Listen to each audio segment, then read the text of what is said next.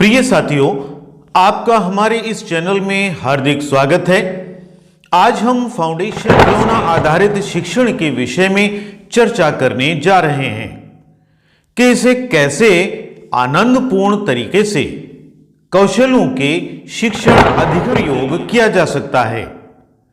खेल एक महत्वपूर्ण तरीका है जिससे बच्चे जीवन कौशल सीखते हैं।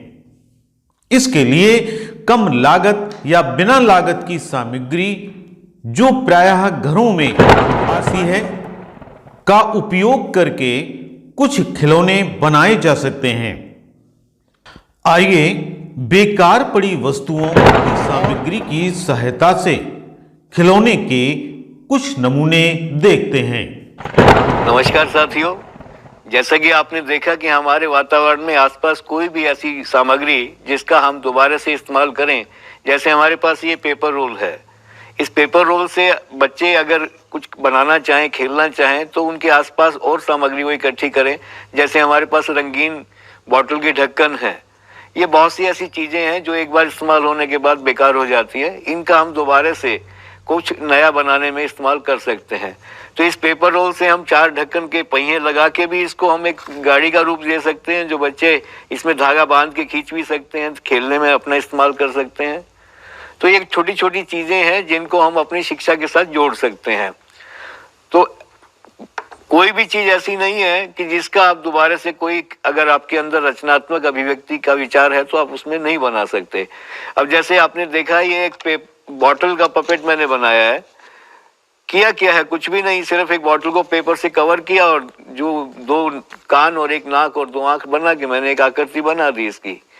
अब जैसी हमारी जरूरत है कहानी के मुताबिक, इस पेपर रोल से भी हम एक चेहरा बना सकते हैं कि ये भी एक राउंड है, ये भी बॉटल एक राउंड थी।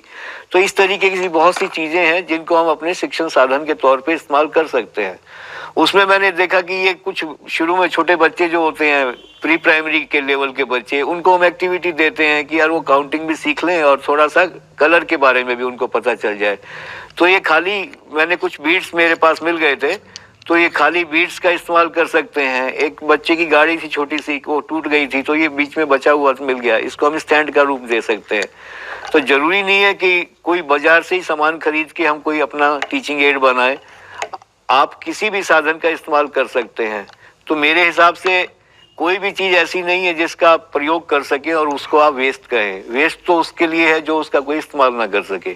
मेरे हिसाब से पेपर एक इतना सरल माध्यम है जिसको बच्चे भी और अध्यापक भी बहुत आसानी से बना सकते हैं। अब रहा उसका कि उसके साथ उनको क्या सिखाएंगे, क्या अपनी तरीका बनाएंगे।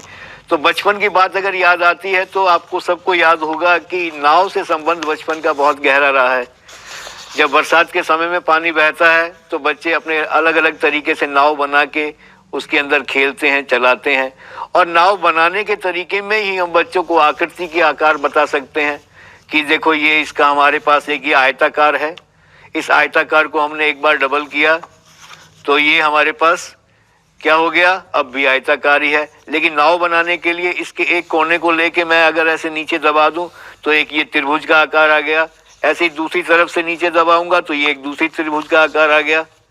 और इसको नीचे बचे हुए पेपर को अगर ऐसे ऊपर की तरफ मोड़ दूंगा तो इसको एक बहुत सरल हमारे पास एक त्रिकोण बनेगा, जिसको हम बड़े अच्छे तरीके से यूज कर सकते हैं कि छोटी सी एक बच्चे की कैप बन गई और कैप के साथ इसको एक नाव का आकार भी देना है। तो इतना होने के बाद फिर एक बार फिर हम इसको वो कर सकते हैं कि ऐसे दूसरी तरफ से फैलाया और फिर एक फोल्ड इसके अंदर हमने दोबारा ऊपर की तरफ किया तो एक और त्रिभुज बना। ऐसे दूसरी तरफ को भी मोड़ा तो एक कुल मिला के हमारे पास एक ऐसा आकार आ जाता है। एक बार और कर सकते हैं इसको हम, जितना बड़ा आपको पेपर मिले उसके हिसाब से आप उस नाव का आकार दे सकते हैं। अब ये नाव एक आकार मिल गया हमें इसका, और इसको हम चलते हुए पानी में छोड़ेंगे तो ये नाव घूमती हुई चलती जाती है। तो अध्यापक को सिखाने के लिए इसका एक सरल माध्यम है कि नाव बनाना भी सिखा रहे हैं और उसके साथ साथ जो आकार है, त्रिभुज है, आयताकार है, वर्गाकार है, इसके विषय में बच्चों को थोड़ा सा हम जानकारी इसके माध्यम से भी दे सकते हैं। तो ये तो रहा हमारे बचपन से जोड़ने वाला एक नाव का आकार। पेपर से ही मैं एक बता रहा हूँ कि गिनती गिनने का एक बहुत सरल और बहुत रोचक उपाय है। मैं आपको बताता हूँ कि इस पेपर से मैं आपको एक जंपिंग फ्रॉग बनाता हूँ।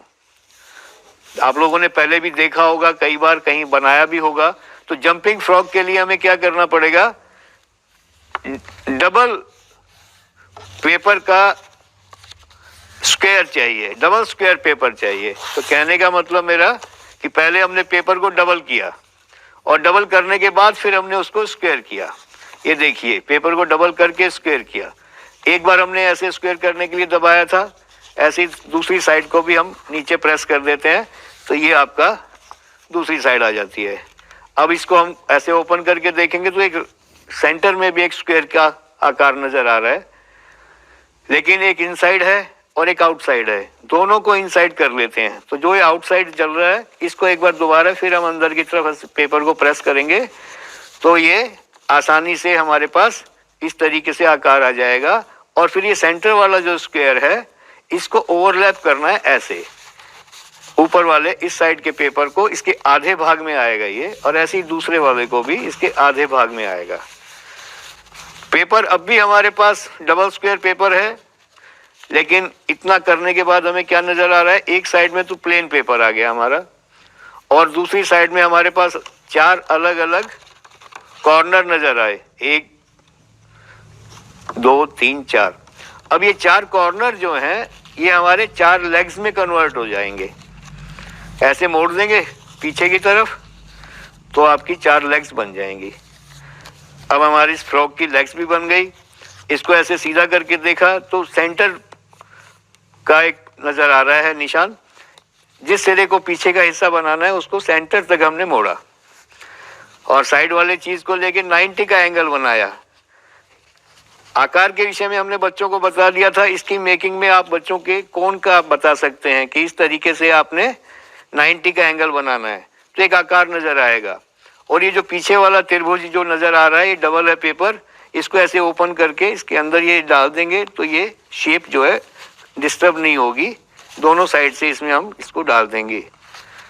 अब यहाँ तक तो हमने बच्चे के साथ शेप्स के बारे में बताया और एक ऑब्जेक्ट बन गया हमारे पास फ्रॉक का। लेकिन अब इसकी जो क्वालिटी है जंपिंग की, इसमें हम सीधे सीधे ऐसे पीछे से एक बार मोड़ेंगे और फिर इसको डबल मोड़ देंगे ऐसे। यहाँ हम बच्चे को साइंस के बारे में बता सकते हैं। एक्शन का रिएक्शन जो होता है ना, किसी भी चीज को अगर आप नीचे से दबाते हैं तो आगे की तरफ उछलती है तो ये जंप करेगा। और ये अच्छे से इसको मोड़ने में भी हमें ये देखना है कि इतना मुड़े कि पीछे का बैलेंस खराब ना हो। और इसको किसी भी पेपर से हम बना सकते हैं, न्यूज़ पेपर से बना सकते हैं, सिंपल पेपर से बना सकते हैं। अब इसको हम पीछे से जितनी बार प्रेस करेंगे उतनी बार वो आगे जंप करेगा। तो इससे हम आसानी से बच्चों को गिनती के साथ जोड़ सकते हैं। कि कक्षा के अंदर हमने 2 फ्रॉक बनाए, बच्चों को सिखाए और ये कहा कि चलो भाई दौड़ लगाते हैं, और उसमें आप 1 से 10 तक की गिनती बच्चों को शुरू में कहें कि चलो हर बार बोलोगे। तो ये हम अपने इसको एजुकेशन में के साथ इसके खिलौने को हम जोड़ सकते हैं।